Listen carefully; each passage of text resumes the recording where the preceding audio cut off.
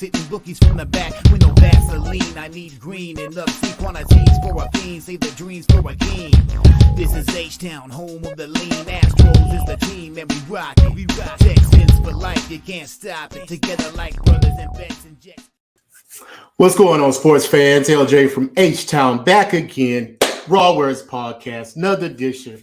We're talking football and basketball, of course. And when I'm talking on the stream, I gotta have my boy Picks from Days from Nerd Talk. What's going on, Dave? What's up, buddy? How you doing? Man, I'm doing great, man. Doing great. Coming off, lovely weekend. Made some money. On some props. Cash a couple plays. Let's talk about some review on the NFL, man. What did you take on Sunday, and what were your quick thoughts of review of the games that you took on Sunday? I did real well on Sunday. I put out 6 bets. I won 4 of them. I almost won 5 of them if Josh Allen didn't have Butterfingers. Everyone's talking about that game. That's probably people are saying it's the best game of the past year besides the Bills Kansas City playoff game. And it wasn't. It revolved around one play. If Josh Allen, first of all, if he takes the safety, it would have ruined my bet. But if he just does what he does, the big dude gets to the 1 or 2 yard line and they can kneel or do it again, the game's over. So we shouldn't be talking about this. Oh, Minnesota has a statement win because they should have lost, and it wasn't due to anything they did. It was all Josh Allen. But anyways, we hit Tennessee. Didn't get the Derrick Henry rushing prop, but I'll probably still be on it. I'll be on it every week probably, just like the Justin Jefferson receiving prop. Yeah. And I was on the Giants against Texans. We were on different sides of that. I was on Green Bay, which it just looked like a really good spot unless they imploded. And then I had another bet, so I had 7 bets and I hit this one. So I had the Chargers against my Niners. I took 7 in the contest. And I waited to bet it at 8, and then I middled it because the Niners covered 7.5 the second half. So I got Chargers full game, Niners second half in that game. Wow. Okay. Well, I was on the Chargers too, first half and full game. Cashed both of those. I was on the Packers too. Gave that out on your show on Wednesday. I said they were potentially going to upset the Cowboys because it looked like a good spot, and the Packers can't lose every game. They eventually had to come, but they took overtime for them to do it, but they still pulled it off. So I cashed that one. I was on the Jags first half, and you always tell me about the Jags, man. I took a chance because the Chiefs come out slow at home in the first half, but I should have known that the Jags they weren't up to elite level to hold the Chiefs like that. But they came back in the second half and covered the spread. So I should have just took the second half. What else was I on? I was on Justin Fields rushing prop of the Bears. I was on the Bears too, actually, -3. They lose it at the last minute. They were up that whole game pretty much, but it was a high-scoring game. I should have took the over just to been safe. But I was on Justin Fields rush prop, which cashed again. So that's 6 out of the 7 games. You can cash that. And what else? I think I was on Seattle, and I lost that one against the Bucks. And I was on the Texans first half too. So those were my looks. Like I said, I did so. My props covered me pretty much for my sides because it's always a pretty much wash for me. I either break even or like go 500 or something like that, just because of my sides may lose all, but my props will cover that. So all in all, it was a decent weekend. I wasn't complaining. But let's get our boy up in here, man. My fellow H-Town partner, Marley Betts. Yo. What's up, fellas? What's the deal? What's the deal, man? Settled in here. What's going down? Hey, man, you know what it is. Just talking sports, Talk about what we were on last week for as NFL. What were your plays last week? NFL. Last week, let me go to it because I gotta look. I'll be on so much shit. But I know for sure I was on the Titans last week. I felt like that was easy money.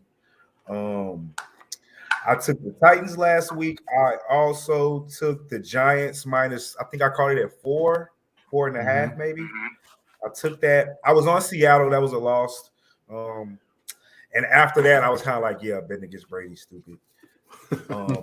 I did too. So. That was playing good, so I thought that was a good play.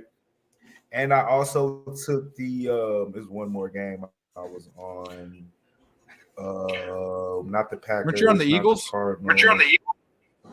No, I stayed away yesterday. Complete stay away yesterday. Colts plus the points. Colts plus the points. I just feel like the Raiders suck, and I got Derek Carr as my fantasy quarterback, so I see it every week.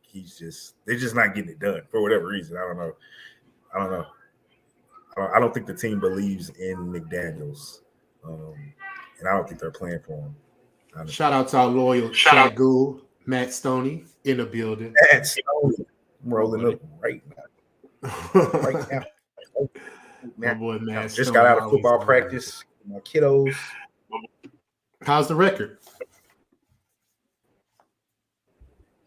How's the record? Can you hear me? I think you froze. Yep. I hear you. Oh, okay. I was asking how's the record for the teams? Your boys. Can you hear me? I don't think you can hear me. Yeah. Can you hear me? Yeah, he's freezing. Oh, we're in the store. Sunday is the Super Bowl. Okay. Yes, I hear you guys. Is that me or is that somebody else? I don't know. Yeah, I think you're freezing. Yeah, you're freezing, buddy. I'm freezing. Let me check my shit. There's a little reverb too. Hold on, let me teach you. I'll put you back in. Yeah, let me take them out, put them back in right quick. How's that? Whoa, is that better? We're still reverbing? I hear you guys fine. Yeah, you kind of let me close it. Out. I'm gonna close it back. Okay. All right. Well, let Marley fix his technical difficulties, but let's get on to some futures, man. I did some stats, and you know I'm a prop guy, so I like to give out props because I don't always take sides because especially in the NBA, you never know who's playing. People get ruled out at the last minute. So I just focus on players that's hitting their average that I know is going to play and at least going to do their job. So I'm trying to give out different type of angles. That way people can get some looks to see, hey, let me see if I can take this instead of always just taking a side. And now get me wrong. I take sides sometime. I said I was going to stay out for this month, but I took Utah first half today. And I want to see how they're doing right now because the Knicks were up. So let's see. I'll tell you right now, it's 58-55 Jazz with 26.9 seconds left. So it's close because they got to win by 3. It's -2.5 the spread. Okay. So, but hey, like I said, that's how it happens, man. Because the Jazz are the number 1 team first half point spread at home. Yep, undefeated at home. Yeah. So hey, good. Sounds like a good bet, right? But you never know. They just tied it up though. So anyway, I mean I may get lucky. Yeah. But that's not a bad bet. I like it's not like I said, not a bad bet at all. But like I said, it's just too early to trust these teams now because they don't have their full rosters in. So I kind of tread lightly, but I like to focus on the props. But let's start with football, man. We got Tennessee and Green Bay Thursday night. Like you just mentioned, you're going to be on Derrick Henry's rush prop because he's hit 100 5 out of his last 6 games. He didn't hit 100 this game, right? Is that what you're saying? It was at 99.5 was the bet. And so the game script, for whatever strange reason, didn't go along with. And by the way, his first 6 to 8 rushes, he averaged 1.5 yards. So it just wasn't the day. Yeah. Well, he's hit 5 of the last 600 yards. But Tennessee allows 27 pass completions on the road to the opposing quarterback. And they allow 304 passing yards on the road to the opposing quarterback. So, yo, how's that? Are we good? Yeah, you should be good now. You should be good. But we're talking about Tennessee and Green Bay. I was mentioning that Tennessee allows 27 pass completions to the opposing quarterback on the road, and they allow 300 in passing yards on the road to the opposing quarterback. And they're also second in rush defense, only allowing 60 yards on the road. Yeah, they're awesome. So I don't see Aaron Jones running the ball a lot in this game. So that leaves you with Aaron Rodgers averaging 20 pass completions at home. He's averaging 22 on the season. And Green Bay is averaging 20 in his last 4 games.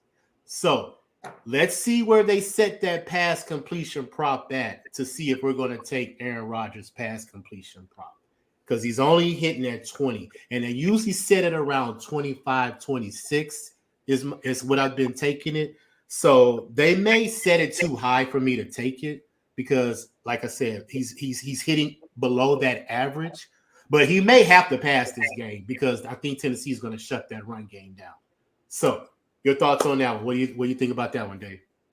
Yeah, no, that was my read. So when I had Tennessee this past week, my read was that Tennessee is one of their top 1 to 3 rush defenses, and they were going to force the Broncos to throw. And we've seen Russell Wilson running around like Mighty Mouse in the backfield, looking all sorts of, confused. So that ended up working out. The Broncos jumped ahead, but Tennessee ended up winning. I think that's great. I actually think it's at 41. I think the game goes under. I'm going to have to look into a little bit more. I haven't indexed anything. And by the way, I don't index sides, but I also might like Tennessee in this game. I need to see where the number is. I know that the people are saying that the Packers are going to come back, but I mean, Tennessee just went on the road and played the shit out of the Chiefs, which, by the way, is probably the best team now in the NFL. Them are the Bills. So those are my thoughts on that game. But the one bet I will for sure be on before I index anything, there's 2 I'll be on. There's going to be Derrick Henry's rushing prop and Justin Jefferson's receiving yards prop. Okay. Every week. Every week. What about you, Marley? Anything you looking for in this game Thursday night, Tennessee, Green Bay? Yeah, I kind of, obviously it's a Thursday night game. We know the trend is home team and under, but I'm kind of with Dave on this one. I'm not big on the Packers right now. I stayed away from that Dallas game because I didn't trust the Packers with the points. Amazingly, some kind of way they pulled that off. Glad I stayed away, but I don't think they're going to do that against this Tennessee team. I don't think I agree with LJ. I don't think that they're going to be able to. Aaron Jones is going to run the ball. So that's been the Packers' recipe for success. They've run the ball well. Aaron only throwing, like you said earlier, LJ, 20 to 25 passes per game. They don't want to have him, obviously they're young at receiver with a bunch of rookies and they're banged up. So, but this Tennessee defense has been balling and they're fucking huge up front.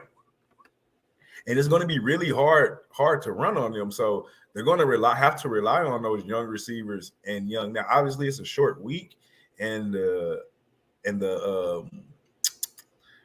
Titans are a little bit banged up defensively, if I'm not mistaken. I know Hooker. You still got Hooker. I think they have some defensive linemen and linebackers out in the last game. But that being said, they're still only giving up 18 points a game, somewhere around there, 18.7 points a game.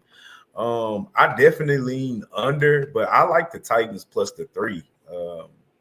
It's probably a play. I haven't gotten to the window yet. Need to do some more capping on it, but I'm pretty sure that's kind of how I'm gonna go. I might even go money line. This You're losing. Game at all. So I'm all over Tennessee here more than likely. Okay. Look like you froze again. Or the Dolphins. We can hear you, but yeah, we can hear you. Okay, you back. Yeah, it's a short number at 3, man. And Tennessee is 7-2 ATS. They're 4-1 ATS on the road, and they're on a 7-game ATS streak. So they have been covering the spread. So I probably will be on Tennessee plus 3 too. But I think it'll be a low scoring game if anything. Yeah, so I'll dive into some more numbers and we'll be on Dave's show tomorrow, giving our officials tomorrow. So but yeah, as far as that, we're looking at Aaron Rodgers pass completion prop, considering where they set the number at. So that's the first prop that I'm looking at for us that game. Now LJ, let's so I go know to lately, the. man, you've been a real big prop guy since like I think I want to say me and you kind of started doing props together like 2-3 years ago on NBA, maybe. Mm-hmm. And it seems Man, you like lately, froze. man, am I? Dog, Yeah. I don't know what's going on. It's fucking weird. I'm gonna go ahead and come back out. I don't know. It's never Okay. happened. Hello. You did there? Yeah, I'm here. I'm Okay. here. Yeah. We'll wait till he get his stuff straight. Yeah. But let's move on to the next game, man. I got let's go to the Texans. Washington coming down here to play the Texans, coming off a great win versus the Eagles last night. I should have been on Washington plus the 11. I didn't. I made a bet on Jalen Hurts over 1.5 passing touchdowns. He cashed that, and I hit Terry McLaurin. I hit his receiving and his receiving yards, but I lost on the Goddard receiving yards for the Eagles. So I went 3-1. You know, it's funny. Sorry, that? go ahead. No, I was saying I didn't take a side because I just neither did I. Yeah, I was on you at McLaren's. That must have been the only guy he threw to, which it was. I was on Taylor Heineke's passing yards under. It's 215.5. He went 211. So I hit it. The Eagles are just so good versus the pass. I mean, yeah, they were. So yeah, I came out ahead of that one. But as we all know, Texans worst rush defense in the league. 181 yards they allow on the ground. And we already know Saquon had a huge day last week. I think he had 150 something, if I believe. What would he have? 152. He had 152 on the Texans last week. So that was pretty much a layup for him. But as far as the running back for Washington, they have two. They have Robinson, who's averaging 50. He's averaging 65 in his last 2 weeks. And they have Gibson, who averages 37, averaging 40 in the last 2 weeks. So I don't know who's going to get the carries to get that prop because they use both of them. Robinson was used last night, but I don't know how they're going to attack this team. So I don't know who to take. And I may stay off the rush prop because of they don't have a back that I can trust that they use consistently. But I think I will be back on Terry McLaurin because the Texans have gave up 95 yards to Slayton last week. They gave up 100 yards to Goddard when they played the Eagles, and they gave up 95 to Adams, Devontae Adams, when they played the Raiders. Terry McLaurin, like we said he had 73. He's averaging 73. He's averaging 92 in his last 2 weeks. So I'm going to look at his receiving prop to see where they set it, and it may be a nice lean for me to take him again, considering how he looked last night. Because he looked spectacular last night. Like you said, he was catching everything. So I don't see the Texans' pass defense giving him any kind of resistance. And that's Heineken's favorite target, in my opinion. He likes going into him because he can trust him.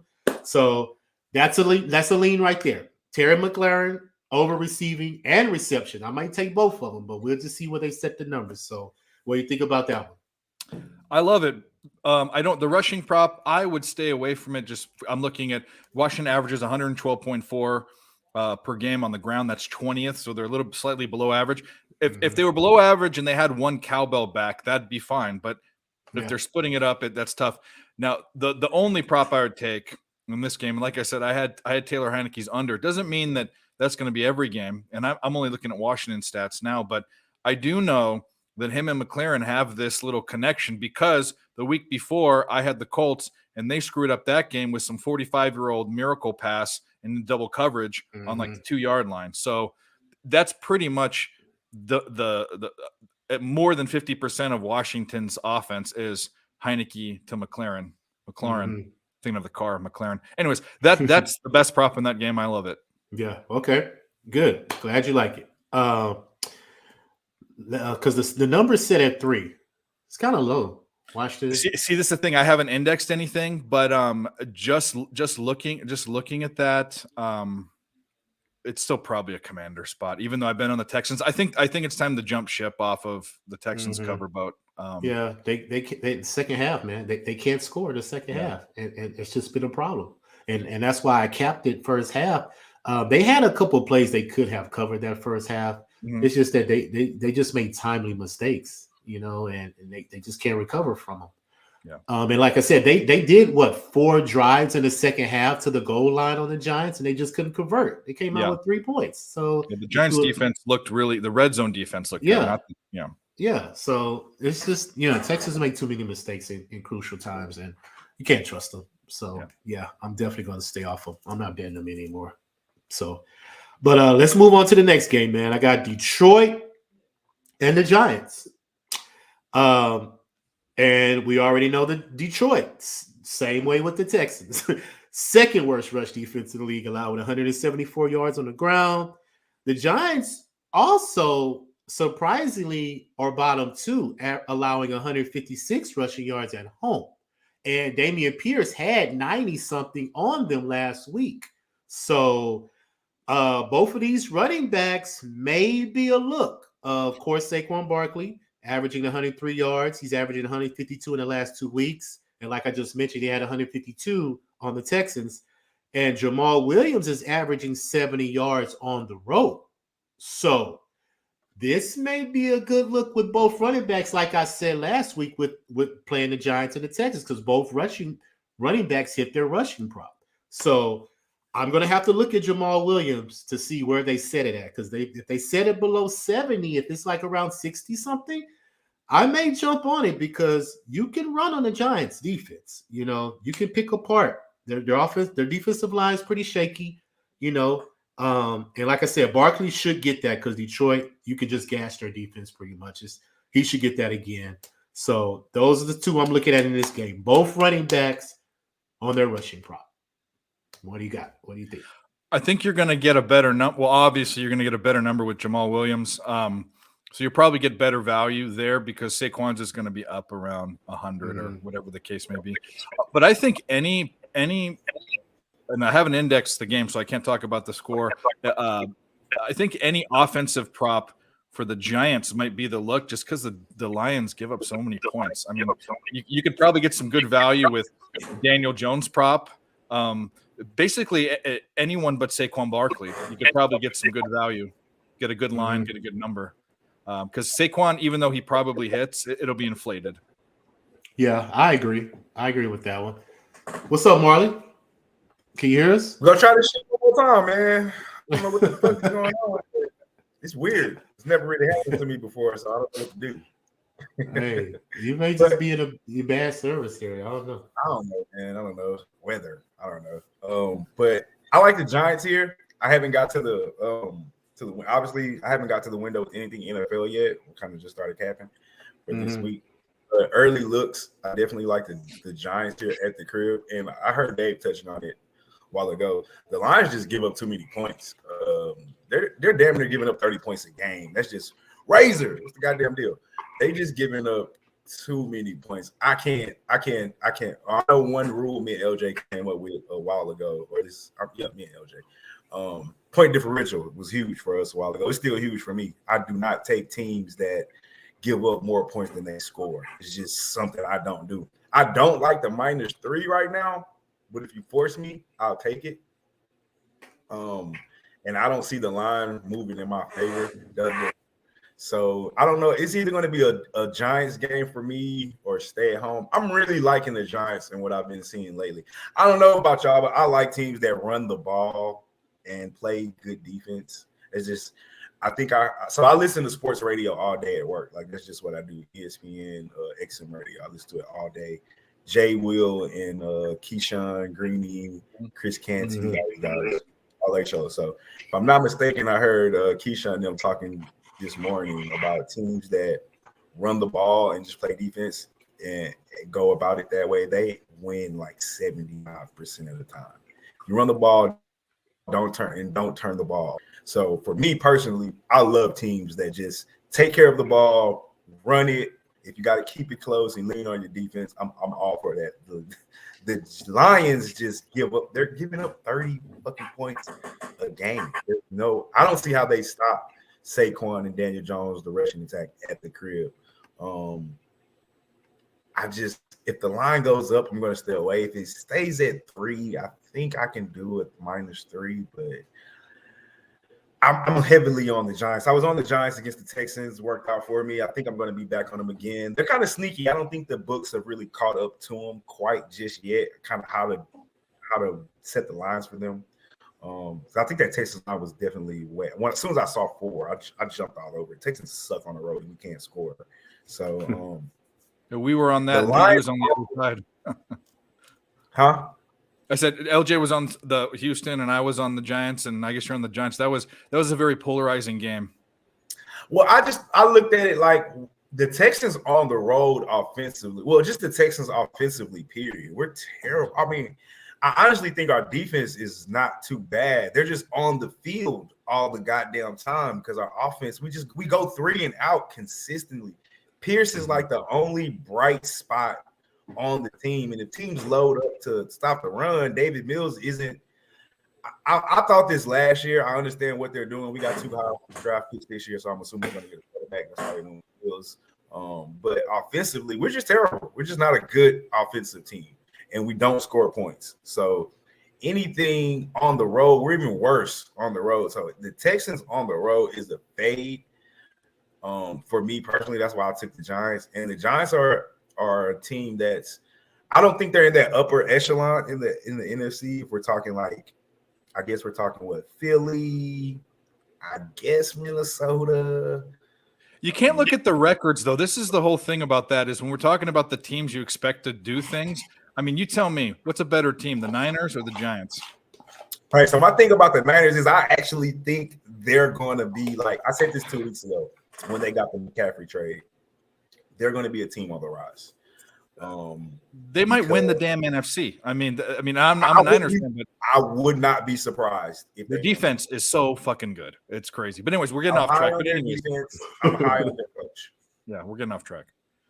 Yeah, no, we're good. We're good. I talk football, bro, so we're good. I'm high on their defense and I'm high on their coach. So I expect the Niners to. I don't know if they'll catch Seattle and win the division. I think it's definitely possible, but I think nobody wants to play them when the playoffs start if they're a wild card spot. Nobody, because they're capable of beating any one of those teams in the division league right now. But back to the Giant game. Yeah, for me, early lean, I'm definitely all over the Giants here. I just like how they play football. I'm not impressed with. I mean, I'm not a Daniel Jones fan, but if he doesn't turn the ball over and he does what he's doing, they have the recipe to win. Saquon has been unstoppable the last couple of weeks, and their schedule sets up nicely for them. I think they beat the Giants. I'm just, for some reason, I'm kind of scared of the 3. I don't know why. I just feel like they don't. I have to go back and look at like their last couple of games. I don't think all their wins have come by more than 3 points, though. They won 4 out of the last 5 with the exception of the loss to Seattle. So, like I said, I like the Giants here. My early lead would definitely be the Giants -3. I'll probably get to the window with the Giants. Yeah, the interesting thing about this game is that the number total is set at 46, and Detroit is an over team. But the Giants are 15-1-1 in their last 17 games at home to the under. So can they keep Detroit under their total? It's not out yet, but they would have to keep them under 20-something points or 25 points. This is what I say to that, LJ. I say if that game goes over, the Lions probably win or cover. They have to. Right. That's how I feel. Because if it goes under, the Giants got it. The Giants win. So, right. So I think if you like the total, if you like the over, you probably should take the Giants. I mean the Lions. The Detroit, under, you probably should lean Giants. We'll see though. I like that. It'll be interesting, but like I said, if both that's not a bad little in-game parlay. If both running backs can run the ball, I definitely see an under. Because of what do the Giants give up running wise? They give up 156 rushing yards at home. That's kind of a lot. Yeah. And they played Baltimore, which Lamar Jackson. They played I forgot who else they played at home. But do we count Baltimore? I mean, they run the ball on everybody and they got like a unique situation. Yeah, but let me see, because I had it wrote down somewhere. Actually, I don't want to go back to it. They give up rushing yards at home. You can run on the Giants pretty much is what I'm trying to say. They played the Packers, who run the ball pretty good. They played Baltimore, who obviously runs the ball good. Then you got Jacksonville, Seattle. Seattle ran all over them with Kenneth Walker. and then Houston. I'm not sure what Pierce did last week. He had 97. That's good, I think. If you hold, I think if you hold a running back to under 100 yards, that's good. I don't know. But he still hit his rush prop because it was at 70. So he hit it because I was on it. He should hit it. That's a good prop. Damn, that's a good prop. Yeah, but those are the two I'm looking at. I'm looking at the don't two running normally backs. Football props. I'm normally a basketball prop. Well, this is what this show is for, to give some insight to see if you like it or not. I wish I would have caught that last week. That was a damn good prop. 70 yards. Fucking shit.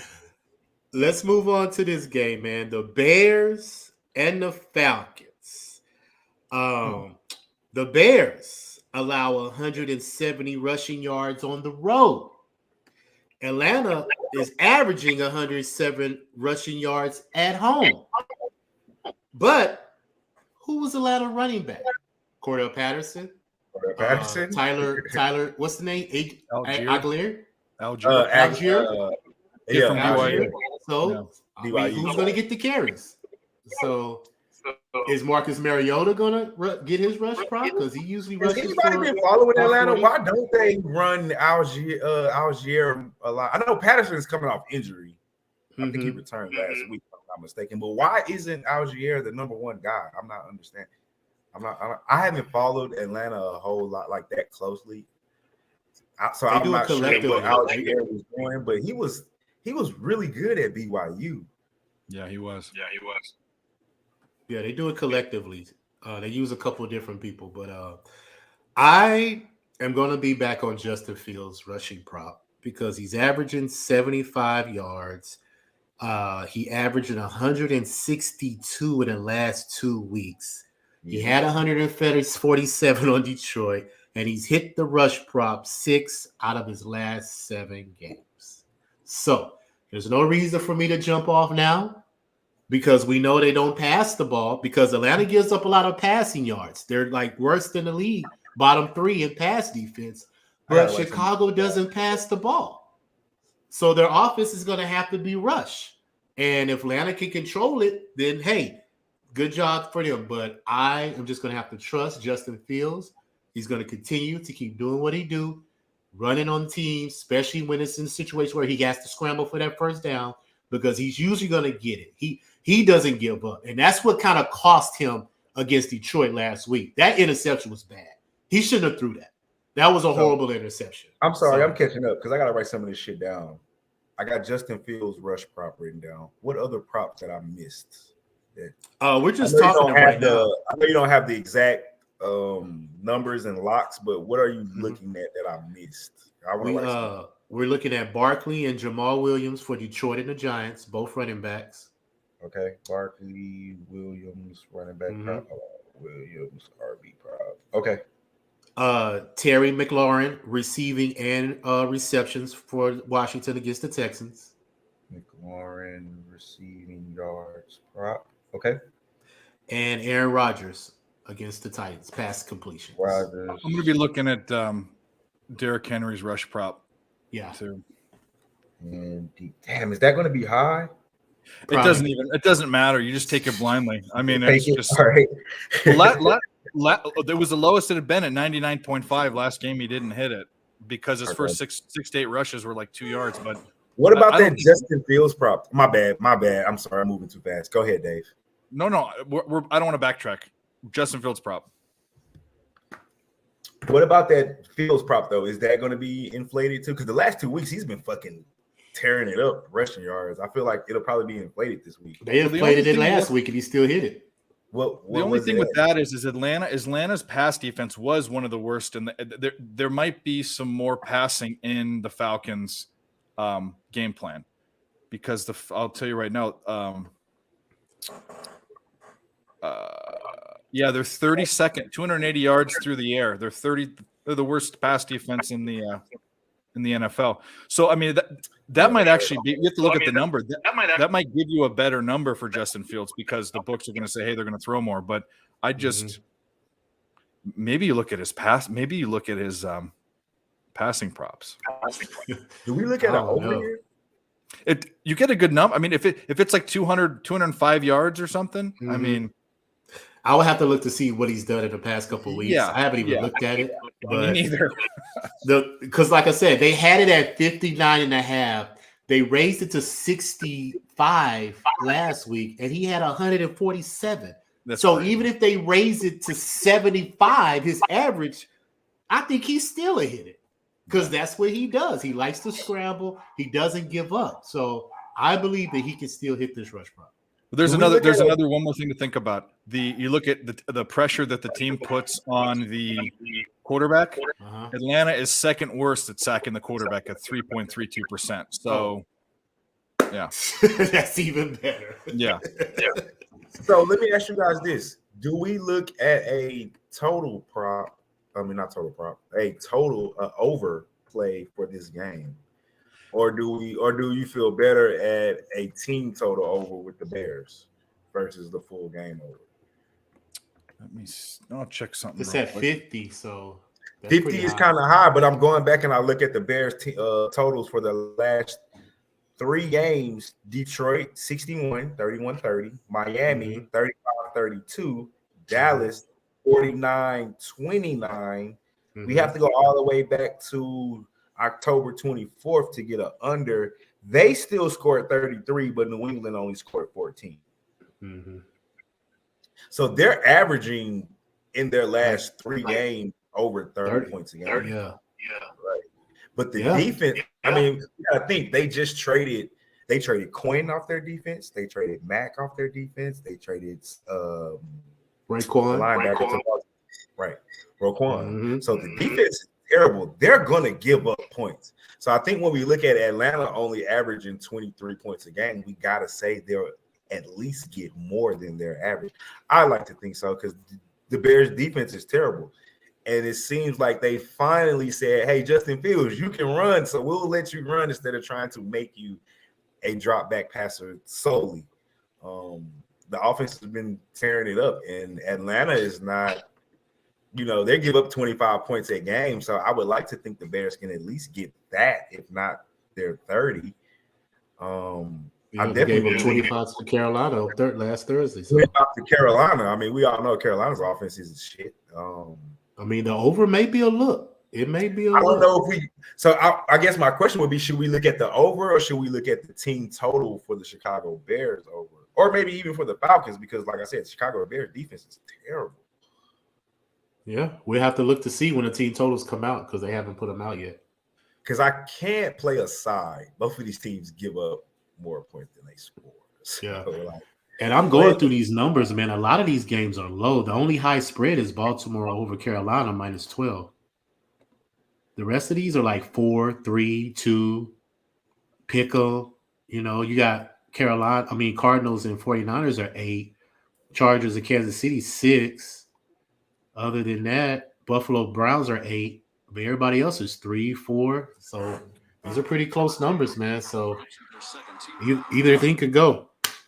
But yeah, Justin Fields, I'm definitely on that prop. So I'm just throwing that out there. I'm not wavering off of that. All right, let's go to this one. I'm going to rock with y'all with these props, man. I literally have not taken any NFL props. Hey, you got to jump on, man. You got to jump on right now. I definitely like the Justin Fields look.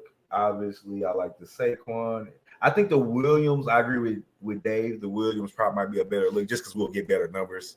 Because Saquon is obvious. But the Giants defense kind of worries me at the crib. I mean, they're only giving up 19 points a game. I haven't looked at what they're giving up rushing. I have to defer to what I nicknamed. I don't know if it's caught on yet, but what I call the statistician in Mr. LJ from Houston. I like to call him a statistician. I have to lean on him for what New York is giving up rushing yardage at home.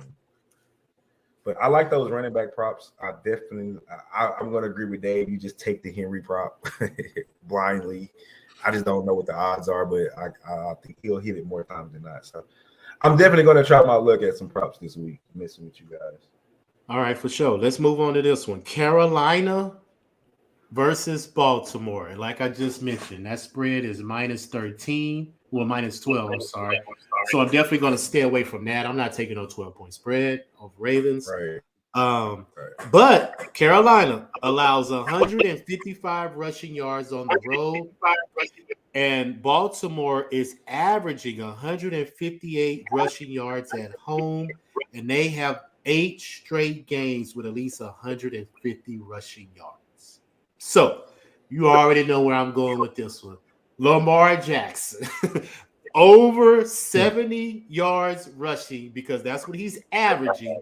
He had 82 versus the Saints in the last game, and he's averaging 80 rushing yards in his last 2 weeks. So I will be on Lamar Jackson rushing prop for sure. So what are your thoughts on that? Again, I haven't indexed this. I have a sneaky suspicion that the line's going to be really close, so I probably won't be looking at it either way. I think I've bet a double-digit favorite once this year, maybe twice, and that always scares me in the NFL. Carolina's god-awful. I said at the beginning of the season, I don't know why anyone would have thought they would even be halfway decent. They've got problems upon problems. Not only are they bad, their coach had issues. They can't figure out. I mean, who would have thought that PJ Walker would be the quarterback between a team that, went out and got Baker Mayfield, and the year before went out and got Sam Darnold. Anyway, this game is probably I won't even care about. I think the only way is to look at it with props, and what a better place to start with Lamar Jackson. But I won't have a bet on this game, I don't think. Marlon, what do you think? Yeah, I'm right there with you. I'm not traditionally on double-digit point spreads, especially in the NFL. I mean, this is the most this league has the most parity out of all the other sports. In my opinion, I think it's the hardest sport to cap. So double-digit point spread is never a good thing. I think the only thing you can look at in this game is maybe props, or unless you want to go with a totals play.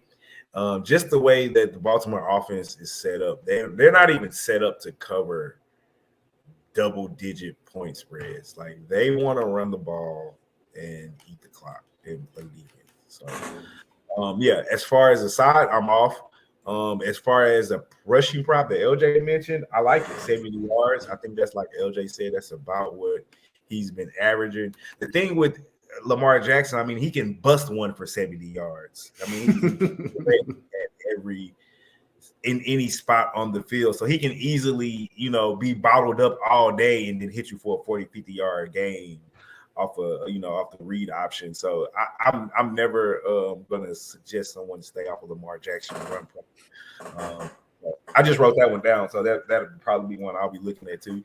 I think, we're getting to that part of the year where I've been hearing Keyshawn talk about it every morning too, where guys are starting to call the U-Haul services and, the how much is it going to cost to get my car shipped back home and all these. We're getting to that point. And Carolina is one of those teams that do not have a shot to make the playoffs. So a lot of those guys are, they're trying not to get hurt. And, they're worried about where we 1, 2, 3 Cancun. Vacations time is right around the corner for a lot of these people. So with Carolina being one of them. So yeah, I'm definitely I can see this game getting away and they pack it in. But 12 too much for me. I look at a total, but I definitely look at props. Yeah, if anything, I'm going to take Baltimore first half because they pretty much cover first halves, and then I just get out. I'm a get in and get out kind of guy for the most part. So I rather trust them in the first half than to trust them full game.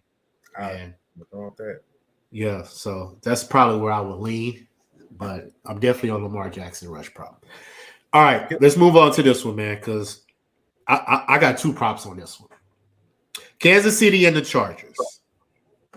These teams have played once already this year. Kansas City allows 30 pass completions on the road, which is dead last in the NFL. And Justin Herbert is averaging 28 pass completions. He's averaging 30 at home. He's averaging 32 in the division, and he's averaged 25 in the last 2 weeks. And he had 33 pass completions in the first game that they played earlier in the season.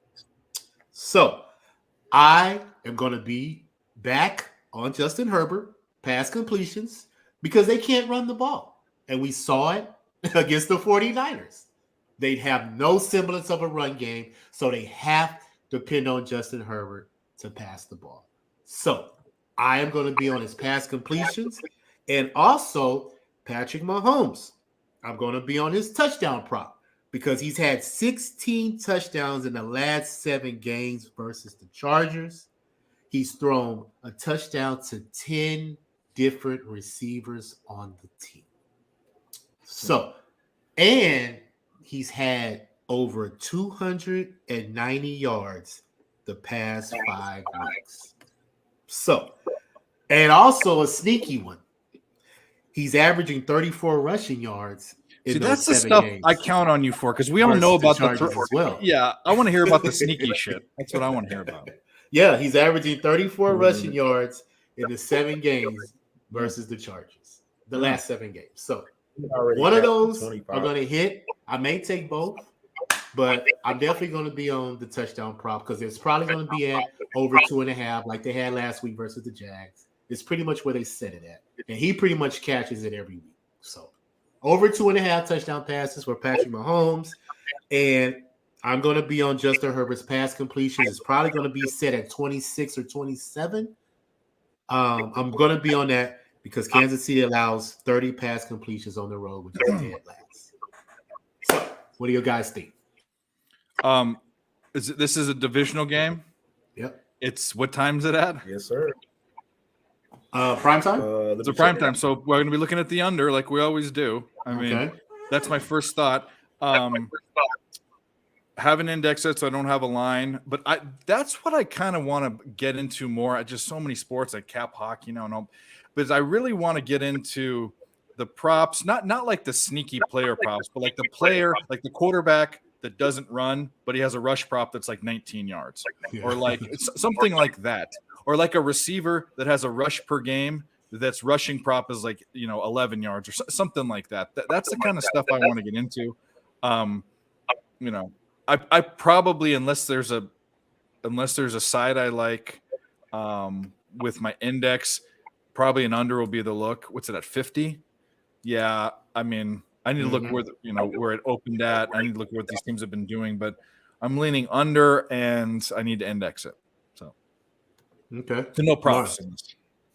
Yeah, I like the Justin Herbert prop because I agree with LJ. His team can't run the ball. If they find themselves in a deficit, obviously they're going to have to throw the ball to catch up with this offense. I think the 6.5 might be a little too much because it's a divisional game. I know the Chargers are fucking banged up and they're injured. Outside of the Seattle game, though, in their last 5, which they've won 3 out of their last 5, they just seem to keep their games close, though. But man, there's Mike Williams, Keenan Allen, both of his top receivers are out. It's hard for me to take them for the win or that makes it hard on the 6.5. And it just seems like the Chiefs are still the Chiefs. They don't got the big explosive plays with Tyreek Hill anymore. But like LJ just said, he's completed a touchdown pass. Touchdown pass to 10 different receivers. Yes. He's already thrown for 25 fucking touchdowns. So I think the better play, I think LJ said this earlier too. Pat Mahomes touchdown prop. Do you have the numbers on it, LJ? Or do you? It's probably going to be at 2.5. If it's if it's less than 3, I would take it. I think that's probably better than the Justin Herbert. Did you say Herbert's yardage prop or completion prop? Completion. Pass completion. Oh, no, that's going to be good too because he's going to fucking throw the ball probably 40 times.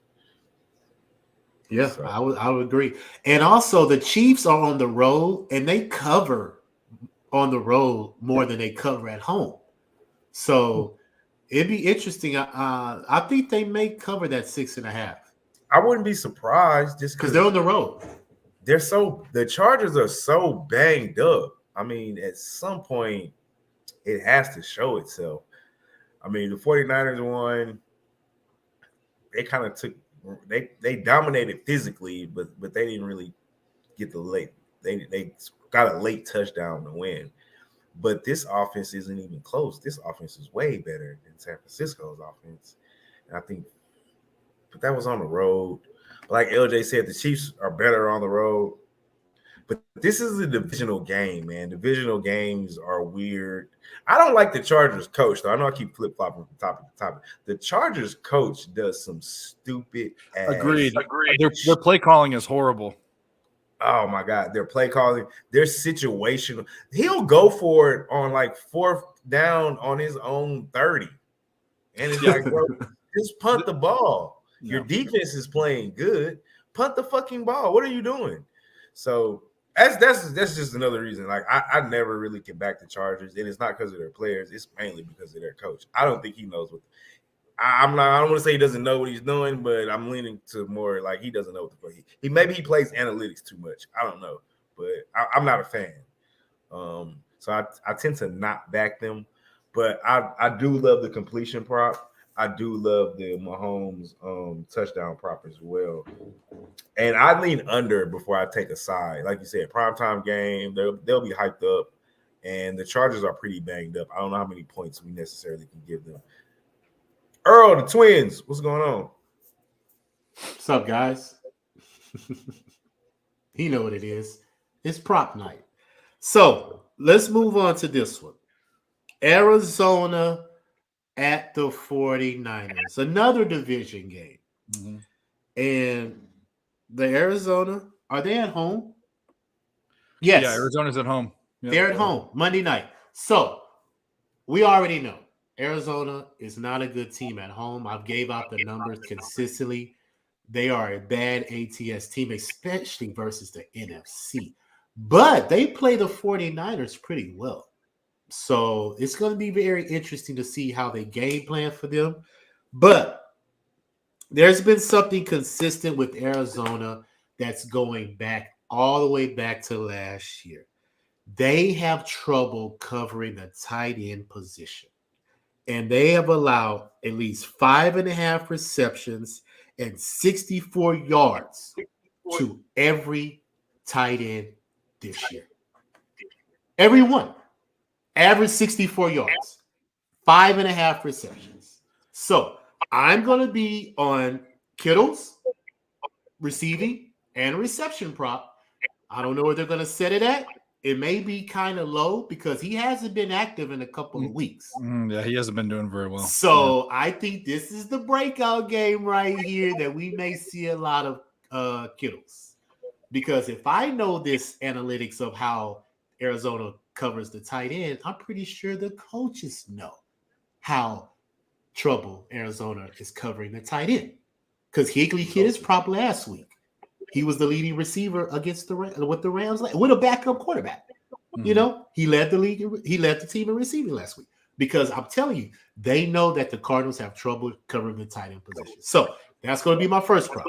Now, Arizona allows 25 pass completions, which is second last in the NFL. So Garoppolo is averaging 23.5 pass completions his last 4 games.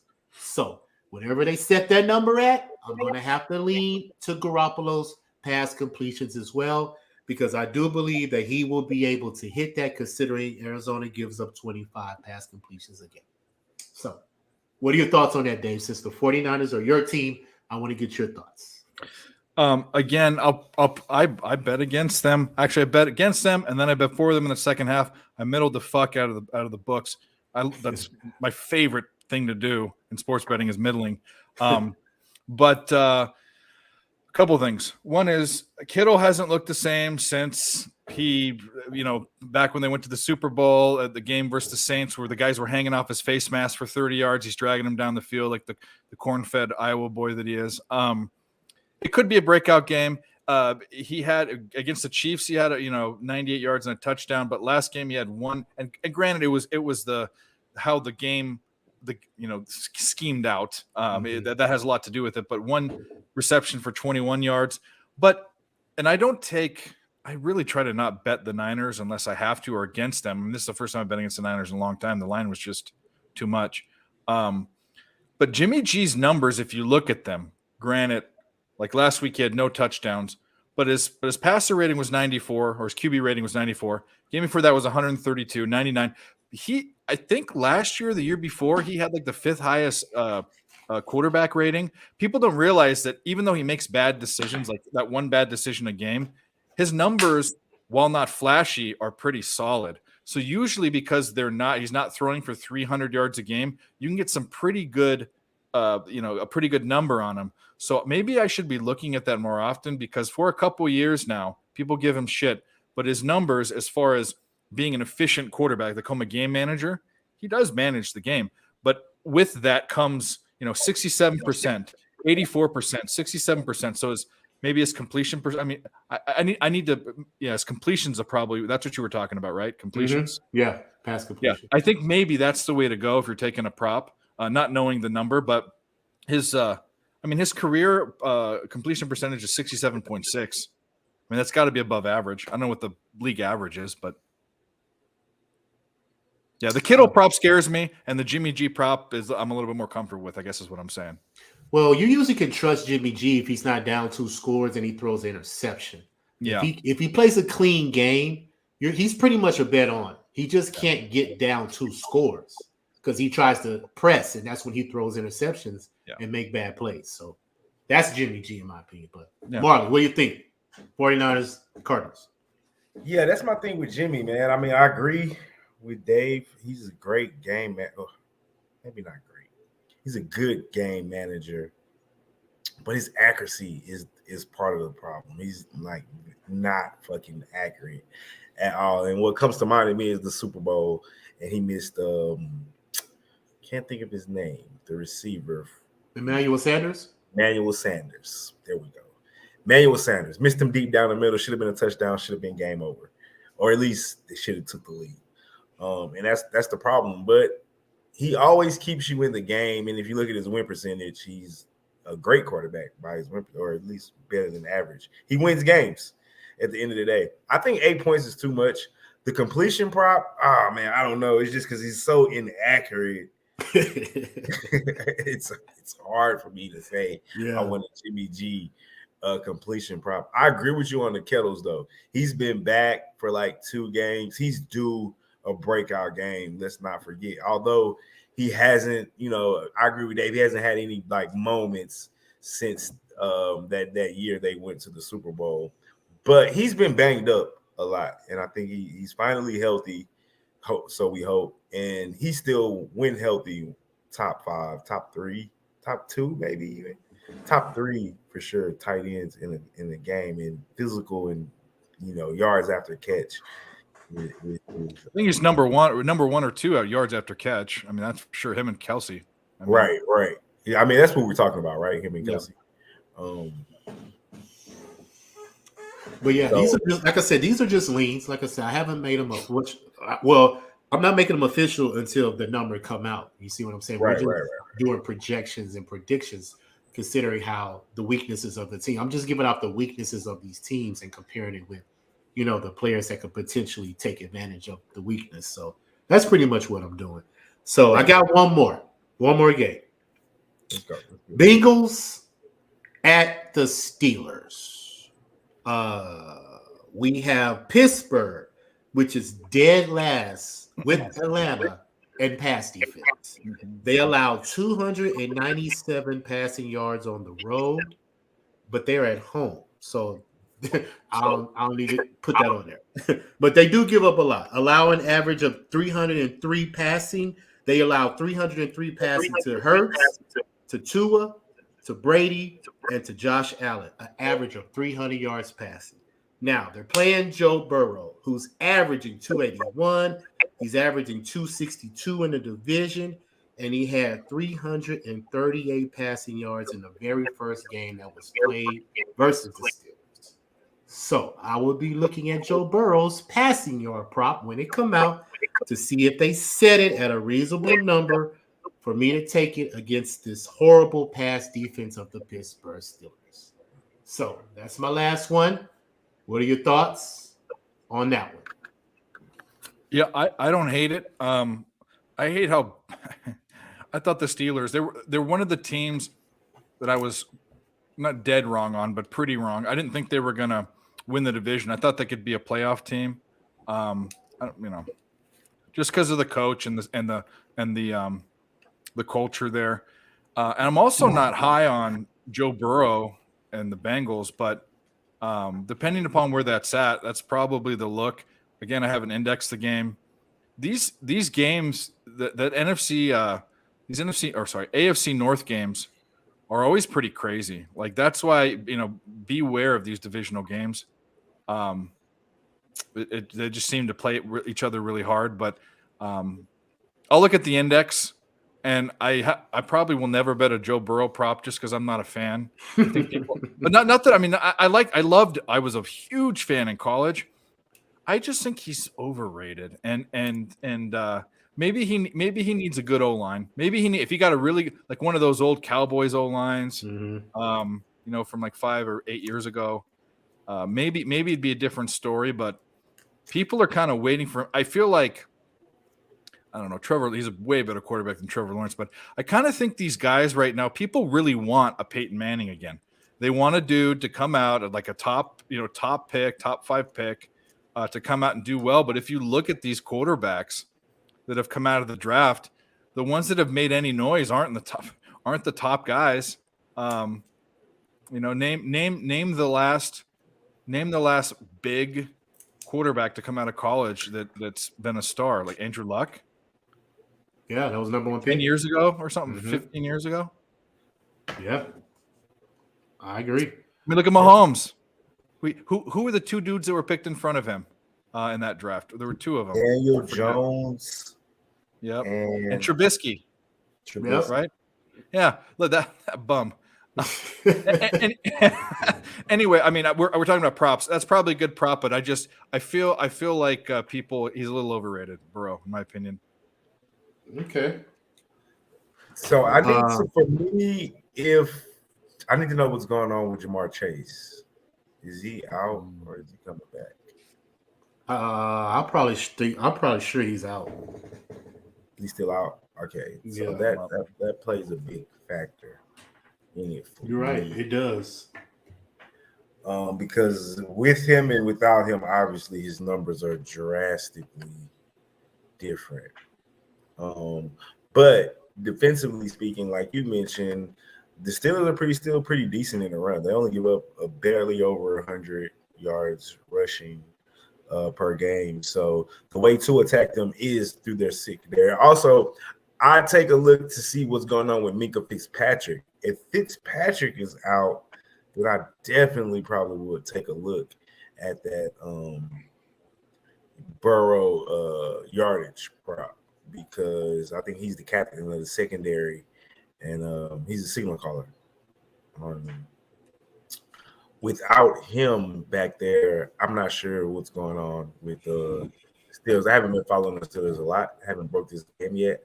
I'm definitely leaning Bengals just because of the but I got to see what's going on with Jamar Chase. I got to see what's going on with Minkah Fitzpatrick.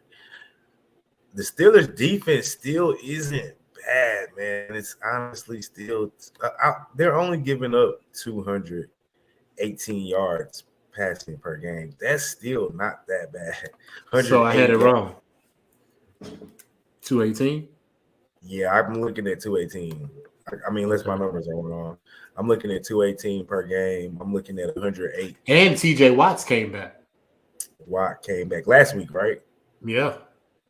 Yeah, and we saw, I mean, they held, granted, they didn't play. They played the Saints.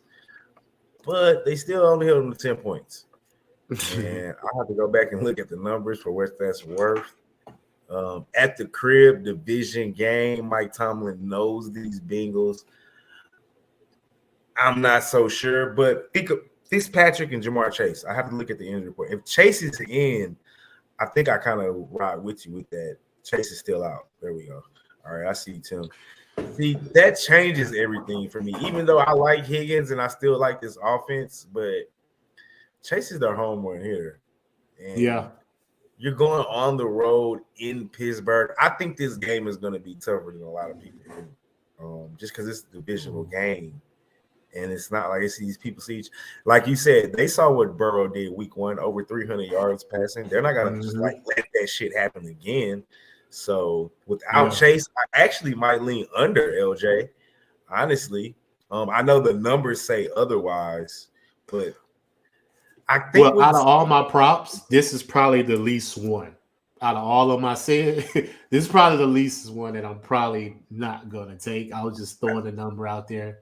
Right. Consider how he did earlier with them, but it was the first game. If we get a 300+ yard prop for Burrow with no Jamar Chase, under might be the way to go. Yeah, I wouldn't be mad at it. But I was just throwing it out there, just just a little look, just to pay attention to it. But that's all the NFL ones I got, man. But we about to move on to my bread and butter. NBA. Let's get to some NBA because these are the ones that I've really, really been focusing on. I've been diving into the numbers pretty hard, and I've already cashed a couple tonight because I had Luka's PRA over 50.5, and I do believe that he hit that because he had 35, 11, and 5. So I think that puts me at 52, right? 35, 45, 46. 47, 48, 49, 50, 51. He hit 51. He barely hit it. Good job, Luka. And I had his 2+ steals. He had 3 steals tonight. So I cashed that as well. And I got a couple more just still going on right now. I got Damian Lillard over 6.5 assists. He's at 4 right now. I have Josh Hart over 2 steals. He's at 1 right now. I had John Wall 6+ assists. He didn't hit that. He only had 4, so I missed that one. And I had Dinwiddie's 3s over 2.5. He only had 2. So I'm pretty even right now, but I got a couple more still in the works right now, so we'll see how it turns out. But let's start right here, man. We're going to start off with Golden State. Hold on, let me switch this because okay, Marty, got to go? Yeah. It's getting late, man. It's not that it's getting late, but I got to get up in 6 hours. Okay, no problem, sir. No problem. I'm glad you was able to join us for the little bit of time. Yeah, man. I'm glad I was, man. Anytime I get the invite ahead of time, I'm always come back in. Well, shout out to the people how they can find you, man. For sure. Y'all can find me at Marley Betts at Marley_Betts on Twitter. At Brothers and Bets. Check us out Tuesdays and Wednesdays. We've been slacking, but we're going to get back on it. Just schedules haven't been able to get it lined up. But those are 2 sites. You can also catch me on with Dave at Picks from Dave on Fridays. Most of the time I'm on Fridays with Dave. Mm-hmm. Hopefully back here with LJ too. So try to getting back together, man. Every Tuesday night, buddy. Every Tuesday night. You're welcome to come on. Yes, sir. All right, man. Just let me know. I'm here. All right, buddy. You have a good one. All right, man. Appreciate you, brothers. Y'all have a good one. All right, Dave. Let's get into this NBA, man. Let's do it. First up, Golden State, man. They allow the most assists to the point guard position. And I have been tracking it every game. So they've given up the last 5 games, they've given up 8 assists to De'Aaron Fox, 8 assists to Garland. They gave up 6 to De'Aaron Fox, and they gave up 5 to McCullough. But before that, they had James 8, Jokic 10, Fox 10. So they're hovering around 8 to 10 assists at the point guard or whoever usage in the game. It's not necessarily always the point guard because Jokic and LeBron are actually the point guards of those teams, even though they're not the point guard position. So, you can. It's just about who has the ball, the most usage of the team. So they have Monday night, they played San Antonio, but their point guard didn't play. So it didn't hit last night. But they have tomorrow night, they have Chris Paul coming up. And Chris Paul hasn't played the last couple of games. So I don't know if he's going to be in tomorrow night. But this is a huge game. This is an ESPN game versus the Suns. And I don't know if you saw the last game, but Klay Thompson and Devin Booker got into it. Oh, yeah, I saw it. Game. Yeah. Yes, so it kind of got chippy. Klay got ejected. Yes, he did. Yeah. And not only that, Klay Thompson didn't play last night. Steve Kerr kept him out. So I believe that Golden State had this game circled to come back in Phoenix tomorrow night and answer the bell, because Phoenix blew them out like 15, 20 points in that game. So I do believe they have this game circled. But I don't know if Chris Paul is going to play because he's been out. So we're going to have to see tomorrow if he's going to be ruled in. Now, if Chris Paul is ruled in, I'm going to be on his assist prop because he's averaging 10 assists a game. So that was going to be one of my props. And they also have Jalen Brunson coming up Friday, who's averaging 7 to 8 assists a game. And they have Kevin Porter Jr. on Sunday down here in Houston, who's averaging around 6 or 7 a game. So those are the 3 point guards that's coming up for Golden State that y'all can look at to see how they set their assist prop at, to see if they're going to hit that number. But if Chris Paul plays tomorrow night, I'm definitely on Chris Paul's assist prop tomorrow. So remember that Golden State gives up the most assists to the point guard position. So that's my first prop for as like a team versus the point guard position. So what do you think about that? Do you like the correlation of me figuring out? No, of course. I would say the prop that I like the most in the NBA is the PRA prop. Okay. That's my favorite. It's probably that or points. And it's usually overs. It's usually the PRA. Sometimes I'll get an under, but I really, by the way, NBA is probably the sport that I wait the longest to get going with, just because when it starts, all of the other sports that I cap in are a little bit more profitable in and pay attention to are running. But by the time, right after March Madness, right? NBA is in March, April, and May, I hit it really hard. But I'll tell you this, I was on a Golden State game that I ended up losing. But the biggest contrast with Golden State last year to this year, they were third. I think it was the third or fifth. Let's just say top 5 defense. They have a top bottom, a five bottom defense this year, giving 117.5 points or 27th. The other thing too is Klay Thompson. Granted, he's been hurt. He had he had an injury that could put you career-ending injury twice that happened. He isn't the same guy. So even though they're scoring a lot of points, it's really the dude that's going to have to put him on his shoulders is the dude that is the dude, Steph Curry, one of the best players to ever play the game. But their defense does stink. So any sort of dialed in props against the Golden State Warriors defense right now is a good look because their defense is not good. Yeah, I agree. So by the way, talking about point differential, they're giving up a 10th a point more than they're scoring. They're almost identical. 117.4, 117.5 given up. So yeah.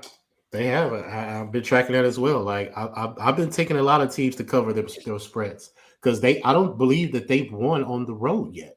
To be honest, I'm not sure, but I wouldn't be surprised. Yeah, because they lost like 4 in a row, 5 on that 5-game road trip that they had came off of. So I don't even know if they've won a road game yet. They may have won one, I believe, but I don't know. Not sure on that one. But I can look it up right now. Loss. They went on a 5-game or 6 games. Loss. They have not won a road game. Yeah. So yeah, that's what I thought. So yeah, defense is. But like I said, tomorrow night it's on the road versus the Suns, and like I said, I do believe that this game is what they've been waiting on because of how that game went earlier in the season. So we'll see. I think it was Clay's first ejection ever. I think it was his first ever ejection, and he's like the nicest guy in the world too. Hey, they probably was arguing about Kylie Jenner because she was with him before she got with Booker. Right. So Clay probably said something to Booker like, "Oh, it's got to be about a chick. It has to be." Yeah. He said, "I'm a champion, guy. Y'all a regular season team." That's what he was saying. What he was saying? He was, "I got 4, I got 5." Yeah. Y'all regular season, but anyway, yeah. So that's how I attack Golden State. The point guard position is where we attack them with the assists. Now, let's jump to the rebounds. Boston has been out-rebounded 8 of their 13 games that they have played. Now, they have given up a double-double to every center in the Eastern Conference that they have played. Joel Embiid, William Carter Jr., Vucevic, Jared Allen, Porzingis, even Harkenstein of the Knicks got a double-double on them. And Isaiah Stewart was the last person to get a double-double. Mind you, the dude from the Thunder, I don't even know how to say his name. Porzingis? No, for the Oklahoma City Thunder. Oh, yeah. Pokiski, whatever his name was, Monday night last night. He had 16 and 14 on them. So they have trouble rebounding because Robin Williams is not in that lineup. They don't have a big. Yeah. Yeah. So you can attack them on the board. So that's how we're going to attack Boston. They have Capella coming tomorrow. And Capella is averaging 12 rebounds a game. And he's averaged 12 the last 4 games that he's played Boston. So I'm saying Capella is definitely a bet on for rebounds tomorrow. And I'm going to sprinkle his double-double because Capella has had 6 double-doubles in his last 9 games. So we're looking at Capella tomorrow, and they also have Valanciunas Friday. And Valanciunas had 14 rebounds last year, the only game that he played versus Boston last year. So those are the 2 bigs that we're looking for of Boston coming up the couple of games. Capella and Valanciunas to get the rebound prop on Boston, considering that they gave up a double-double to every center in the Eastern Conference in that position. So that's what we're looking for on Boston. Take advantage of the rebound centers of Boston because they don't have a big in the lineup, and it's been hitting consistently this season so far. Now, let's go to Oklahoma City's rebounds because they don't have a big.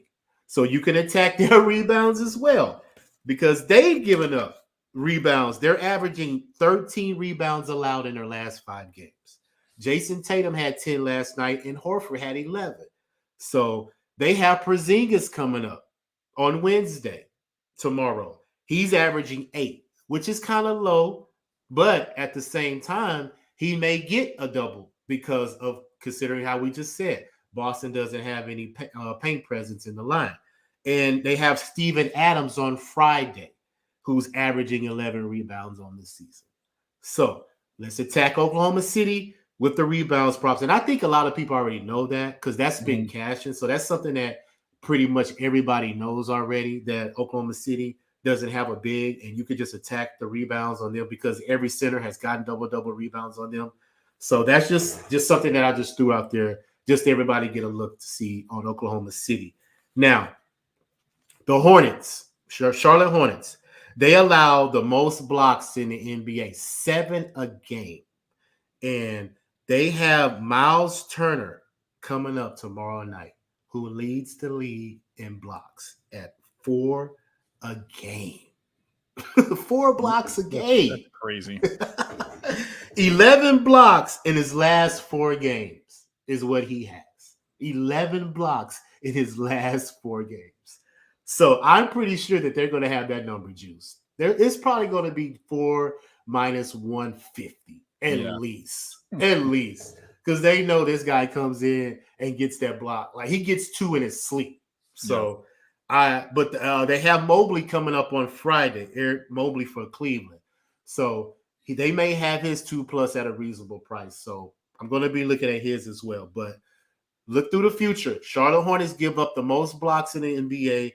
So always look at whoever is leading that team in blocks. Look at that prop and see if it's reasonable enough to take against the Hornets because it's been hit consistently as well. Now, let's move over to Minnesota, who only has 2 games this week, and they're allowing 7.5 assists the last 5 games. They give up the most assists second to Golden State. But they have Orlando coming up Wednesday, who's Jalen Suggs, who's not even averaging 5 assists a game.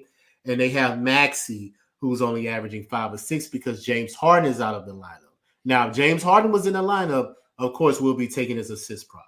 But he's out, and I can't trust Maxey to get 6 or 7 assists. You know, he's more of a scorer. So I think we can lay off Minnesota this week, considering the competition that they're facing with the Magic and the Sixers. So we'll lay off Minnesota, but I will be back on next Monday to see their schedule, and we will be back on them as well to get their prop. Now, Portland is playing right now, and they give up the most steals, or they're tied with the Rockets, but they give up the second most steals in the NBA. They gave up 2 to Luka on Saturday. They're playing the Spurs right now. Now let's see who has the steals for the Spurs right now, because Tyus Jones was ruled in, because I didn't see him. He was day to day earlier. I didn't see him ruled. He has 2 steals. So the prop hit. Point guard position. T. Jones, 2 steals. So I can write that down now. So Portland has given up 2 steals again to the point guard position. So that's McCullough had 2. Dennis Smith Jr. had 4. Chris Paul had 2. So it's just a continuing trend. They're giving up 2 steals to the point guard position in every single game. And it hit just right now, and it's only the third quarter. And he just got 3. I just looked again. He has 3 steals now. So there you go. That's a prop that's continually hitting. So the point guard, whoever plays Portland, take the point guard steals prop, because it's been cashing consistently. That's one. Now, Detroit, they give up the most blocks in the NBA, 7 a game. Now, OG Anunoby was the last person to get 2 blocks on them. Boston didn't get 2. The Knicks didn't get 2, because Boston and the Knicks don't really have a shot blocker like that to get that consistent prop. But they have Zubac coming up tomorrow, who's had 10 blocks in his last 7 games. Really? Yes. They have Anthony Davis coming up on Friday, who's has 12 blocks in his last 7 games. Mm-hmm. So those are going to be some interesting looks to see what they set those props at, because I do believe that both of them can get their prop on Detroit, who's allowing the most blocks in the NBA at 7 a game. So those are a couple that I just threw out there. Let me make sure I have them all. Oh, last one. The Rockets, my hometown team, who leads the league in turnovers. So with turnovers comes what? Steals. And every single game this year, they've allowed one player to get 2+ steals. They did it last night with Paul George. He had 2. And it's been consistently hitting every single game. Every game that they played, one player, more than one, but at least one player has had 2+ steals. They have Luka tomorrow night. Luka just had 3 steals against the Clippers tonight. So he's definitely going to have 2 tomorrow, because he's averaging 2. So we definitely can bet on Luka again tomorrow, 2+ steals. They have Halliburton coming up Friday night here, who's averaging 2 steals a game. He's had 16 steals in his last 8 games. So Halliburton will be a look Friday versus the Rockets on steals. And last but not least, Sunday, Golden State plays down here in Houston, which I will be at. I will be at this game. Andrew Wiggins leads that team in steals. He's had 7 steals in his last 4 games. So those are the 3 players to look this week with the Rockets. Luka, Halliburton, and Andrew Wiggins, 2+ steals for their prop. So that's what I got, Dave. Those are the ones that I've looked at. Any thoughts on that? Not on that, but I've been watching the Knicks and the Jazz game. So it was a 229. I got 229.5. And then I put it on Terry's show at 231. It was a 229. They missed the second free throw. They go down the court. They have 2 open looks for threes, miss them both, and then the Knicks take it down and dribble it out for the last 10 seconds. So I missed by half a point. I hate that. Yeah, it happens, but that's the NBA. NBA props, like I said, I take the NBA really slow in the beginning of the season. I guess you're the opposite way, but I need to open up my prop game, because there's money to be had, and you're already missing windows too, because if you're dialed in on props the first couple of weeks, you can be making cash hand over fist. Because I believe the bookies they haven't caught up yet, because they don't know what these players are going to do. They may hit it a couple of games, but they're figuring, they're not taking into consideration of how the research is for us. They don't think like At least I don't think that they think a person like me is going to dive into the numbers to see the disadvantage of a team to compare to what that point guard or that rebound or whatever that person's doing. The average person is just going to say, hey, he got 6 assists last night. He's going to get 6 again. Not considering that that team that they're playing don't give up those assists like that. Yeah. You see what I'm saying? So you have to research and be smarter than the bookie. And that's what I've learned over time of losing money. How did I lose this money? What can I do to take advantage of this? Because they set the number for a reason. Sometimes when these numbers is plus money, it's plus money for a reason. They're not giving you free money. So you have to dive in and be smarter than them. And that's what I've learned.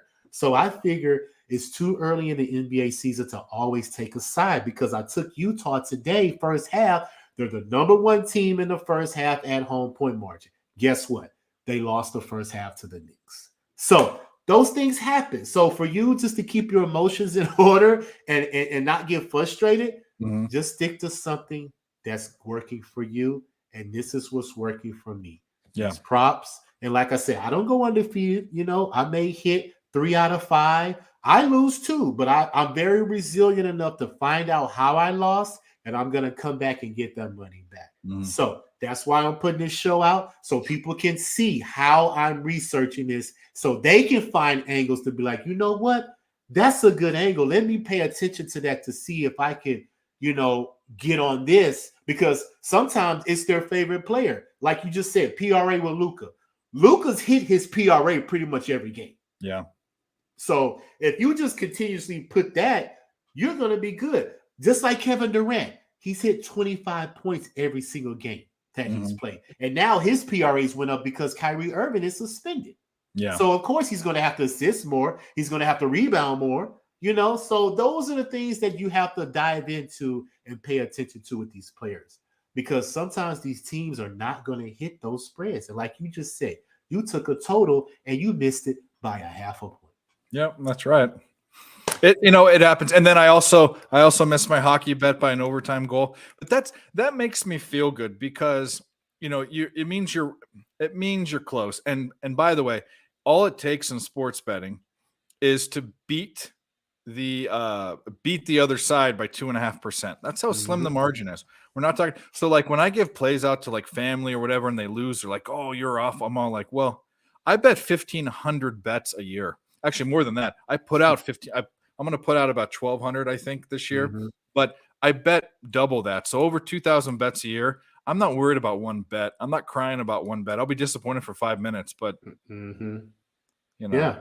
And sometimes it's all about trusting your cap, because it could be the right side. It's just the bet lost, but you still could be confident enough to know that I made a good bet, because my number is panned out to that side. And 9 times out of 10, that number is going to hit again. And that's what I look at. I look at averages.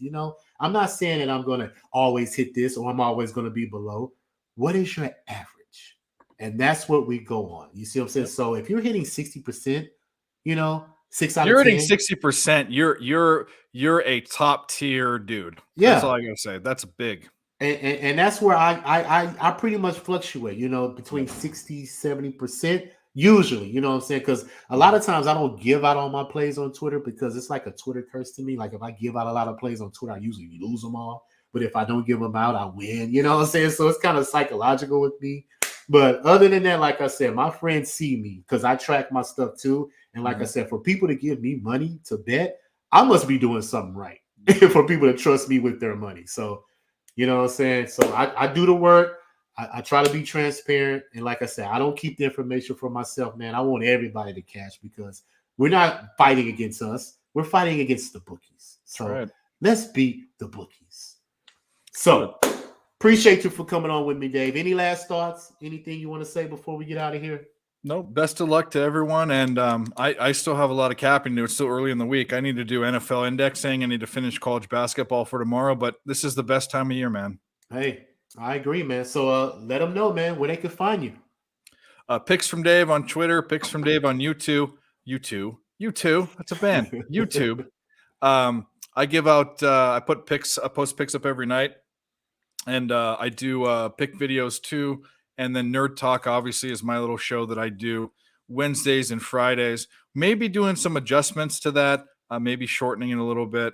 I don't know yet, but it's been fun doing it with LJ and the guys, and we'll be there tomorrow, 8:30 Eastern, tomorrow and Friday, 8:30 Eastern. So, yes, sir, we will be. I will be on with you as well. Because, like I said, I love doing this, man. This is what I do. You know, we all have jobs. I have a 9 to 5, but I'm constantly capping while I'm at work. Any downtime that I got, I'm looking at the numbers, trying to find an edge, because I love this time of the year, man. This is the best time of year. I'm a sports guy, and I'm always looking to make some money, because who doesn't like making money? So that's what we got, man. Thanks again, everybody, for tuning in. RaWordz Podcast. I'm LJ from H-Town. You can find me at LJ Sports Media on Twitter. And like I said, you can find me tomorrow night at Nerd Talk with picks from Dave. We're going to be doing NFL. We'll do a little bit NBA. I'm going to start getting on hockey as well, because I feel like hockey with you with the NBA. I need to let a couple of months go by to get my hockey things going, because I'm more of a team total guy with hockey. I really don't take sides that much. I'm a team total guy. And like I said, I've been on the Kraken over 2.5 goals. I don't know what the number is now. I kind of slacked off. If you're a Major League Baseball handicapper, you can really, because it's the odds are the same way. You can really, and there are some big differences, but I feel like I don't know a lot of the players, and I haven't for a long time. And I have a whole story about that, but I have a real good feel really quickly for NHL, and it's because of baseball. But anyway, yeah, I'm taking it real slow too. I'm focused. I focus a lot more on totals and sides. I'm focusing on money line dogs and team totals and game totals. That's what I'm focusing on. How's that Minnesota Wild bet going? Horrible. You should see the chats that we're having. I said today, that I'm like an injured veteran waiting for death, because this is why I said I'm putting a half a unit on it. So if Minnesota gets to negative 10 units on the year, I can quit. And I said I'm like an injured veteran waiting for death. I want to go quickly. I want Minnesota to get there so I don't have to bet it every game, because they are so disappointing.